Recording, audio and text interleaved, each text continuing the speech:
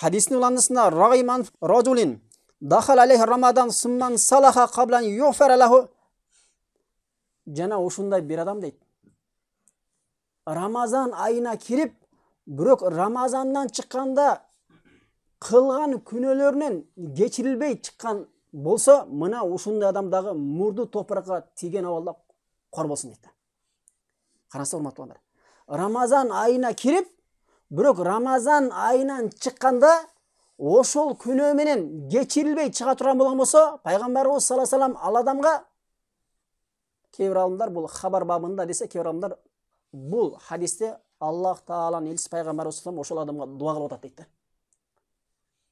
Кор болсун дейт, кор болсун. Эгер пайгамбарыбыз саллаллаху алейхи вассалам ошол адам кор болсун десе, кандай туугандар? Ошондуктан биз Рамазан айына киргенде тооба менен, эртели кеч зикирлер менен, Куран окуш менен, тооба кылыш менен, тарава намаздары жана башка ибадаттарды кылып, биз ушул иштеп аткан иштерибизди азайтыш керек, урматтуу туугандар. Кээ бир туугандар айтат, Рамазандын казасын өтөп койсом болбойбу дейт. Жок. Сага Рамазан айы келсе, Аллах Таала таук берсе ушуга кешке, Рамазан айына киргенден кийин кантип Рамазандын орозун таштап коесуң дагы, иш кыласың дагы, Рамазандын казасын өтөйсүң. Субханалла. Орозосу биринчи орунда турса, ошол орозо себептен биякта сенин канча пара Куран окуйсуң. Биякта сенин ошол орозо себептен канча деген Аллах Тааланы зикир кыласың. Мына ушул орозо себебинен сен канча деген саждада көз жашыңды төгүп дуа кыласың. Мына ушул орозо себептен сен канча деген адамдарга садака бересиң. Мына ушул орозо себептен сен канча деген тахажжуд намаздарын окуйсуң. Мына ушул орозо себебинен сен өтүп кеткен ата энелерге кандай дуа кыласың. Сен ушул орозо себебинен сен деген Аллах Тааланы сенimni байлардан кылып, muhtaçlardan kılbay, keydelердин кадырын билип, бул дүйнөдөгү Аллах Тааланын сага берген чексиз неаматтарын эскересиң. Аллах Таала Куранда, эгер силер Аллах Тааланын берген неаматтарын санай турган болгон болсоңор, чегине жетпейсиңер дейт. Мына ошонтип урматтуу туугандар, Аллах Тааланын неаматтары өтө көп. Мына хадистин уландысында Рагима анфу рajulin адрака индаху абаваху ал-кибара фалам юдхилаху ал-жанна. Жана ушундай адамдын мурду топуракка тийип кор болсун дейт. Ата энеси анын астында карылыкта болуп, бирок ошол ата энесине кылган кызматы менен жаннатка кире албаган адам мурду топуракка тийип кор болсун дейт. Аллах сактасын, мына урматтуу туугандар.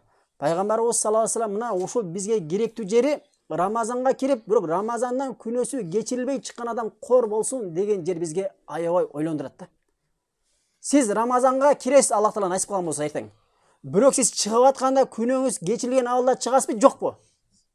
Эгер сиз орозо кармап эле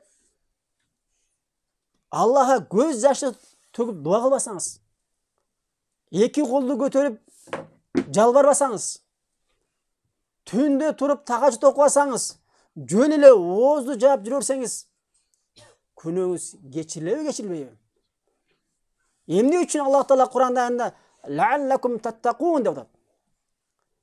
Такыба болушуңар үчүн дейт. Эмне үчүн? Себеби Рамазанда мусулман бири гана эмне? Сусундуктан, тамактан, күндүзү жана жима деп коет, аялына кошулдан тыйылбастан, ошол нерсе менен гана чектелбестен, андан башка эмне? Бирөөнү гыйбат кылуудан, бирөөгө зулумдук кылуудан, бирөөгө жала жабуудан, жана башка харам иштерди кылуудан, харам нерсеге караудан, харам нерсени угуудан, мына ушул нерсенин баарынан тыйылат дагы, бул тыйылган жагы. Ал эми кыла турган солих амалдарды айта турган болгон болсок, мына жаналардын бардын кылат да. Жаналардын барды бир эле күн эмес, 30 күн болгон болсо 30 күн, 29 күн болгон болсо 29 күн. Жада калса мурункулар билесизби? Түнүн жартысын уктап койсо, мен бүгүн эчтеке кылбадым дешкен да. Түнүн жартысын. А биз деген түндү толуктайбыз дагы, эптеп таң аткандан баштап күн батканча орозо карап койсок, алхамдулилла бүгүн орозом жакшы өтүп дейбиз да. Адамдар түнкүсүн уктап калса, тахажжуд окубай, түнү менен Аллах Таала кыямы лайла кылбай уктап калса, катуу өкүнүшкөндөй. Эмне үчүн? Себеби мына ушул жылдын Рамазан айынын ушул бир түнүн уйку менен өткөрдү да. Ал ибадат менен өткөрүш керек. Себеби ушул өткөргөн күнү экинчи анын өмүрүндө кайтып келбейт да. Мүмкүн ушул адамдын эң акыркы Рамазаны чыгар. Мына былтыр оору себептен канча деген мусулман бет туугандарыбыз бул дүйнө менен коштошту. Бардыгыбыз билебиз. Ошол Рамазанда ошол адамдар кандай ибадат кылдыңыздар? Ар кимиси ар кандай ибадат кылды. Бирок мына ушул жерде олтурабыз, кайсыл бирибиздин Аллах Таала бардыгыбыздын иншалла өмүрүбүздү узун кылсын. Аллах Таала бардыгыбыздын иншалла өмүрүбүзгө берекесин берсин. Аллах Таала бардыгыбызды Рамазан айында солих амалдарды кылыш насип кылсын. Бирок деген кимдин тагдырына эмне жазылганын бир гана Аллах билет. Мүмкүн биздин астыбызда да отурган чыгар. Ушул Рамазан айы анын эң акыркы айы болушу толук мүмкүн да. Биз бар деп айтпайбыз. Гойби маселе. Бирок болушу мүмкүнбү? Болушу мүмкүн, болбошу да мүмкүн да. Бирок деген бир жылда көп деген күн бар да. Ошол күндөрү адамдар өтүп атпайбы туугандар? Ошондуктан ар биз бул нерсени жөн, бул айтылып аткан сөздөрдү жөн гана кабыл албастан өтө маңыздуу алыш керек да. Туура сенин акыркы Рамазаныңды тосуп аткандай тосуш керек. Мына ошондо сен ибадатың жакшы болот да. Өзүң кеч келсең, 20-га келгенде исламды түшүнүп намаз окуп баштасаң, же болсо 30-га келгенде исламды түшүнүп намаз окуп баштасаң, же 40-га келгенде исламды түшүнүп намаз окуп баштасаң, тияктагы намаздарың окулбай калды, орозолоруң кармалган жок. Бирок эми түшүнүп киргенден кийин дагы орозо айында, Рамазан айында эптеп септеп ибадат кылсаң, эмне деп ойлойсуңар? Ахиретке даярданган адамдын амалы ушулбу? Рамазан айы келгенде бизнесмен айланып, полямен айланып кетип, субханалла, Рамазан айы келгенде мүмкүн болсо эң акылдуу, эң такыба, Аллахтан корккон, ыйманы жогорадан бул айда жыйыштырат да бардыгын. 11 ай иштесең дагы са жеткиликтүү.